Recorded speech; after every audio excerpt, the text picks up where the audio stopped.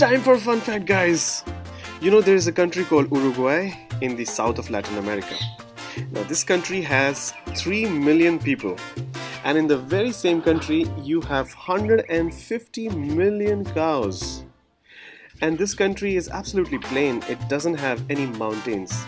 It has long plains which are full of green grass, and all these cows do every day, all day, is just eat, and eat. And these cows are so fat. They're one of the fattest cows I've ever seen in my life. So that means for every one person in Uruguay, you have 50 fat cows. Wow. I hope you like the fun fact. Stay tuned. Hello, you beautiful folks. Welcome to the class. Today, we're going to learn nouns, which are one of the very important basic building blocks of any language. It is called los sustantivos in Spanish. Now let's quickly brush up our concept. What is a noun?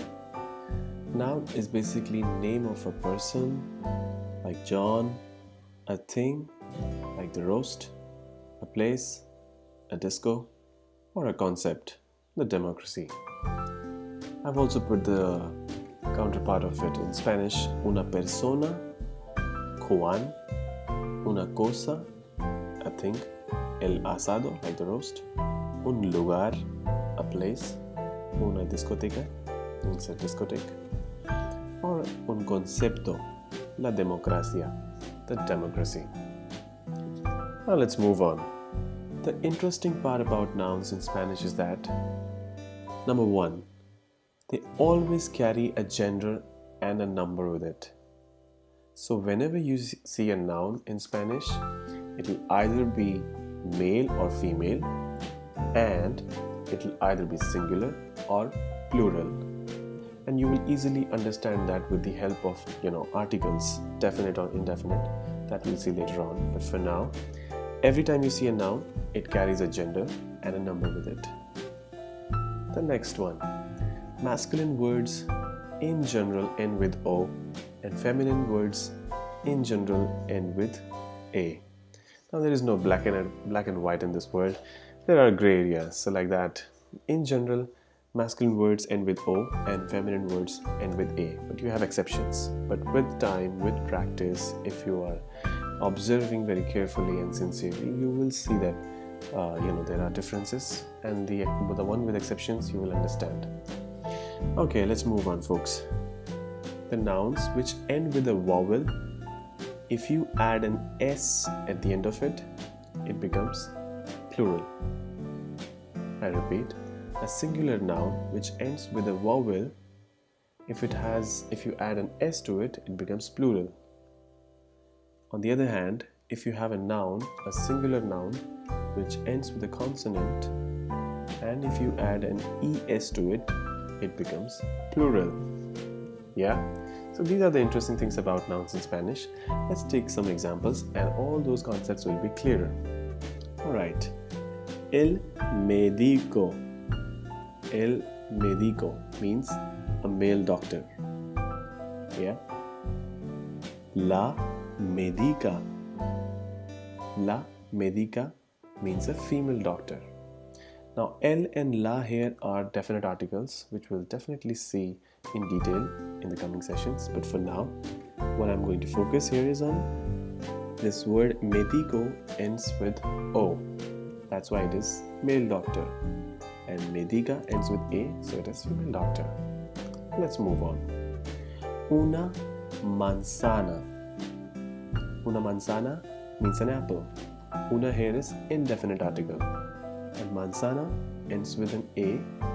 Thus, if you just add S to it, becomes manzanas. Unas manzanas, which means some apples, becomes plural. Yeah? Manzana, manzanas. Apple, apples. Let's go to the next one, folks. La flor. La flor, which means the flower. R is a consonant. So, if you add an ES to it, it becomes flores. Las flores. This addition of S is is only for nouns, okay? Articles have a different story. So floor becomes flores, the flowers.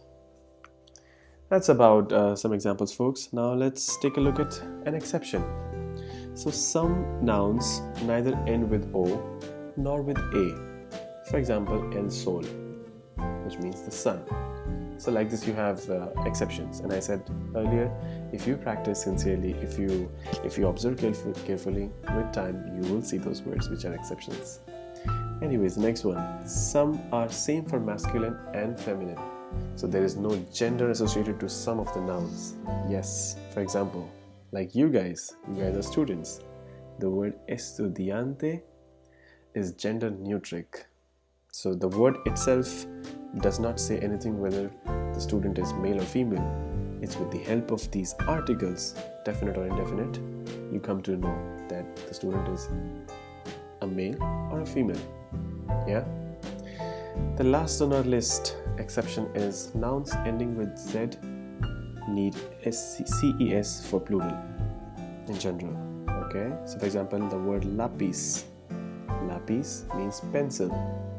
And if you add CES and remove Z, it becomes lapises. Lapises means pencils. I hope you guys enjoyed and learned something today about nouns. And if you wish to continue learning, please subscribe to my channel. Till the next class, happy learning. Goodbye, take care, bye-bye.